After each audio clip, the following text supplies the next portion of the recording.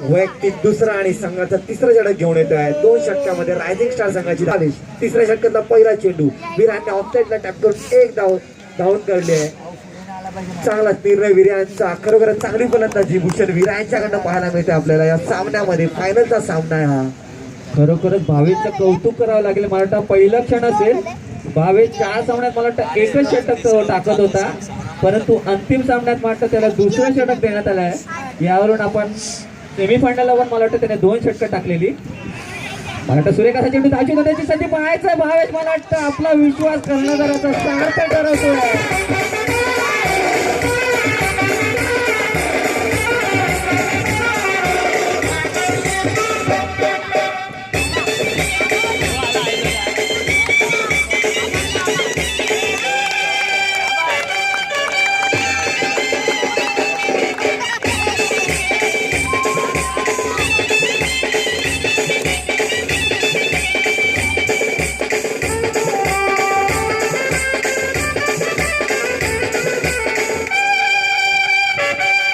Semifinal पासून 2 षटकं देण्याचा निर्णय का केलाय त्याच्या गोलंदाजीवर कळणार आहे. पवन, तुला काय वाटतं भावेश बद्दल? हो नक्कीच ना धीरज, एक सुरेख अशी गोलंदाजी पाहायला मिळते. अंडर 18 खेळाडू, मला वाटतं नक्कीच एक उगवता खेळाडू पाहायला मिळते आणि ही थोडीशी मला वाटतं रनिंग बिटवीन द विकेट पाहायला मिळते ती विरा यांच्याकडून. खरोखरच एक वरिष्ठ खेळाडू या नात्याने न खेळता ते एक वय 18 वर्षावरील म्हणजे एक यंग खेळाडू प्रमाणे खेळतोय. आणि त्याच दरम्यान पुन्हा एकदा भावेश खरोखर चांगली गोलंदाजी पाहायला मिळते. ती भावेश यांच्याकडून एक फायटेड गोलंदाजी करतोय तो भावेश आणि एकाकी बांधून ठेवलेल्या त्यांनी दोन्ही फलंदाजाला मला वाटतं एकेरी आणि दुहेरी धाव घेण्यात त्याहून जास्त धाव देत नाहीये. एक अशी कंजूस अशी गोलंदाजी करतोय तो भावेश. खरोखर एक त्याच्या नावाला साधेल अशी गोलंदाजी पाहायला मिळते. आणि मला वाटतं पाय चिच्चा पडतोय तो एक मोठा फटका विराच्या रूपात लागतोय.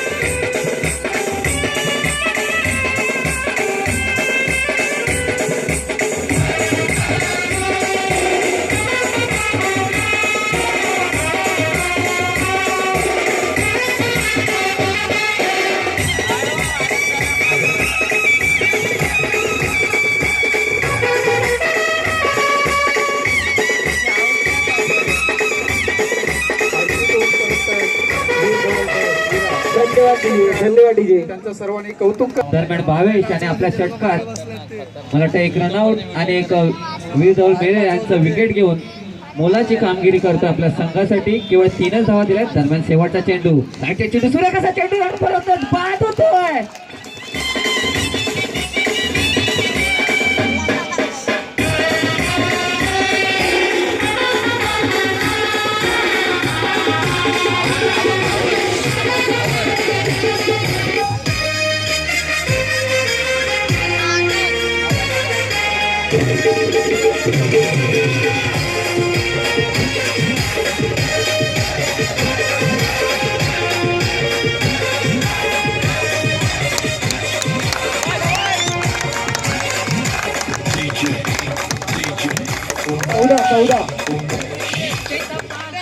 धन्यवाद डीजे. धन्यवाद डीजे.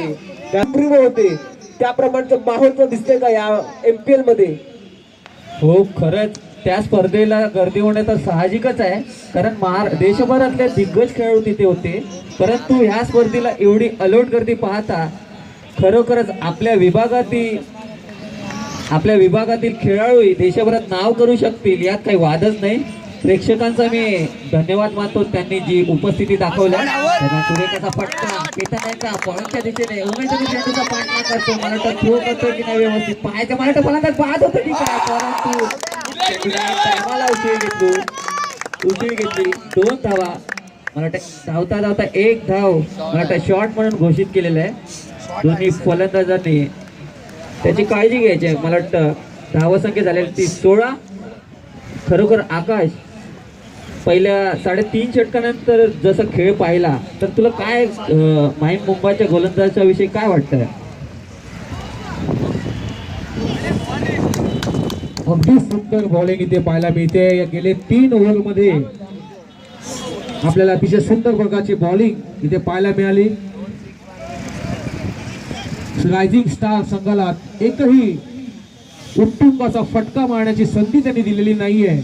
गेल्या 3 ओव्हरमध्ये फायनल मॅच असताना सुद्धा त्यांच्यावर सुद्धा तितक्याच मोठ्या लेवलचं प्रेशर आहे आणि तितक्याच प्रेशरमध्ये येऊन सुद्धा त्यांनी अतिशय संत रीतीने इथे बॉलिंग केलेली आहे. गेले 3 ओव्हरमध्ये एकही प्रकारचा उत्तुंगाचा फटका, जोरदार असा फटका मारताना आपल्याला दिसलेला नाहीये. याचाच अर्थ अतिशय टॉप क्वालिटीची बॉलिंग आपल्याला या पहिल्या स्टार संघाला कमी टोटलमध्ये गुंडाळता येईल. तशाच प्रकारची काहीतरी प्लॅनिंग गेल्या 3 ओव्हरमध्ये 3 त्यांचे नामवंत असे फलंदाज बाद झालेले आहेत. प्रेक्षक येतं पाहायचं आहे पुढच्या 4 ते 5 ज्या ओव्हर शिल्लक आहेत त्यामध्ये कसल्या प्रकारची कामगिरी रायझिंग स्टार संघ करतोय. 4 षटकाच्या सवा आपल्या या मला वाटतं जोरदार अपील होते. चेंडू पायावर आदळलेला प्रणयच्या, पंच सुधीर आंबीर यांनी ते नाकारलंय. परंतु सुरेख गोलंदाजी म्हणावं लागेल विपुल्याची. या स्पर्धेतील सर्वोत्कृष्ट खेळाडूंच्या यादीत ज्याचं नाव असणार आहे विपुल, त्याने उत्कृष्ट गोलंदाजी आणि फलंदाजी आपल्या संघासाठी केलेली आहे. खरोखरच अप्रतिम असा चेंडू, दुसरा चेंडू घेऊन विपुल तयार. सुरेख असा चेंडू शॉट मिड विकेटच्या दिशेला टोलवलेला आहे. उमेश धनु क्षेत्ररक्षण करतायत. 1 धाव घेण्याची तिथे संधी, 1 धाव पूर्ण केलेले, धावसंख्या झालेली आहे ती 20. खरोखर पवन, आपण ह्या दोन्ही संघाबद्दल अपेक्षा आपल्याला होतीच की 2 संघ निश्चितच अंतिम फेरीत जाऊ शकणार आणि त्या दृष्टीने त्यांचा चांगला प्रवासही चालू आहे. मला वाटतं रायझिंग स्टार संकटात सापडलेला आहे. या संकटात सापडलेल्या स्थितीत त्यांची पुढची रणनीती काय असली पाहिजे असं तुला वाटतं? मला तरी वाटते की आतापर्यंत ते 64 मार्कच आहे. म्हणजे आतापर्यंत सामना म्हणजे या इनिंगचा मला वाटतं अर्ध्यावर चालू आहे आणि मला वाटतं अजून त्यांचा एक धडाकेदार फलंदाज तो तंबूत आहे, साबूत, तो म्हणजे गिरीश नावाचं वादळ जे आपण सेमीफायनल मध्ये पाहिलं होतं की जवळपास त्याने 30 ते 32 धावा ठोकल्या 10 ते 12 चेंडूमध्ये. असा तो गिरीश मला वाटतं तंबूत साबूत. म्हणजे मला तरी वाटतं केवळ त्या 24 चेंडूवरले जर तो 10 ते 15 चेंडू खेळला तर नक्कीच मला वाटतं जी एक धावसंख्या त्या प्रथम दावेदार वाटत होता. जेव्हा त्यांचा पहिला दुसरा सामना बघितला त्यानंतरच मी बोललो होतो की आणि आपल्या सर्वांनाच कळत होतं की नक्कीच हा एक मोठा संघ दावेदार असेल की या MPL सीझन 2 चा.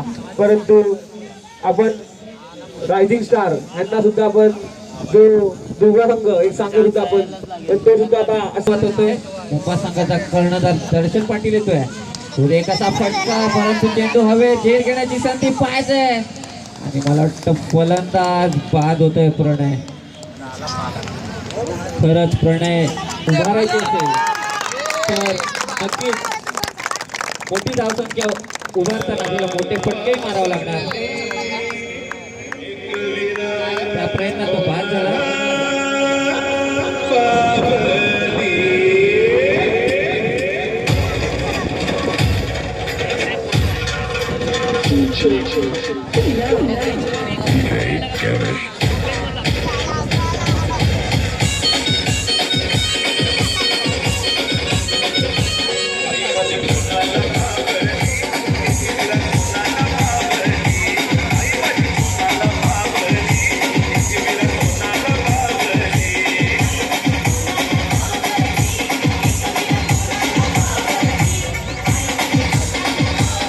बंधू जरा मैदानाच्या बाहेर व्हायचंय.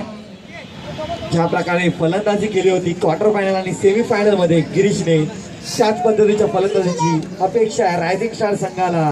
त्यांच्याकडेच नाही तर त्यांचे घरचे, त्यांची बहीण, त्यांच्या मातोश्री आणि त्यांचे पिताश्री पण आवर्जून हजर आहेत. मला वाटतं गिरीच्या नावाचा तडाखा पाहून दर्शनची दिशाही भरकटलेली आहे. एक अतिरिक्त धाव बाईच्या स्वरूपात आणि एक वाईट अशा 2 धावा त्यांच्या संघाला मिळाल्या.